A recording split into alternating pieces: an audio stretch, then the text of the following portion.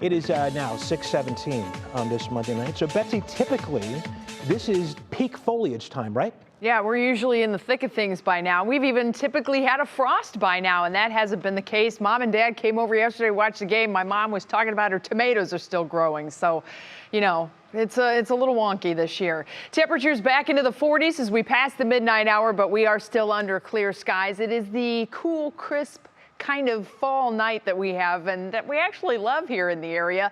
Nice night to crack the windows open a bit, but you may want to add an extra blanket because it will be chilly later on. Still in the 50s and low 60s at this hour with that northwest wind continuing. When the wind was brisk this afternoon, it had a little bite to it, I'll admit, but the sun certainly made a nice offset for all of that. We'll continue to see some sunshine tomorrow, and we're going to continue to have this dry air in place. Our dew point temperatures right now are in the 30s and 40s. Now, keep in mind, all summer long, we were tracking dew point temperatures, and we were crying the blues when the dew points were in the 60s and how ultra muggy it felt in the 70s.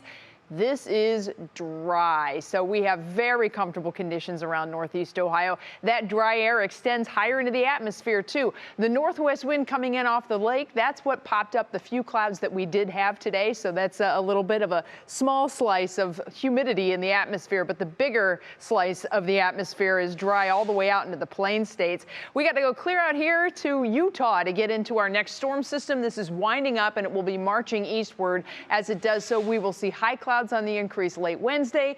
Rain chances returning to the forecast on Thursday. But this little system, which is rather small in the grand scheme of things, is really going to be responsible for a change in even our cool temperatures that we have now.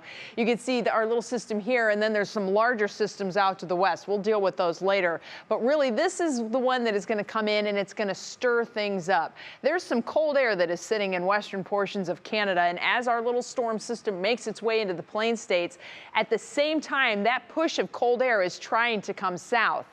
But the two are kind of fighting against each other a little bit. There's not a real good northwest to southeast progression. So the front from the north comes into the Great Lakes states, stirs up some rain. Meanwhile, the energy from our little system is going to ride right along that front. Remember, storm systems like boundaries. A front is a boundary. And eventually, by the time we get into Thursday, that's when we should finally see that clearing the area. And that's when we'll start to see a change as far as our high temperatures go. So today, we were a little below average. We're going to be a little bit more below average by the end of the week. Here's your National Design Around the Hour forecast for tomorrow. We're going to start in the 40s, but we'll make it up to 70 in the afternoon with that sunshine. Union Home Mortgage forecast, you can definitely see when that stirring action gets here. Once the rain gets here on Friday, that cool air is locked in. And as you can see, we still have spotty shower chances Saturday, Sunday, but I still think we're going to be dry for the most part. Jimmy's up next. He's probably going to be talking a little bit about the Browns.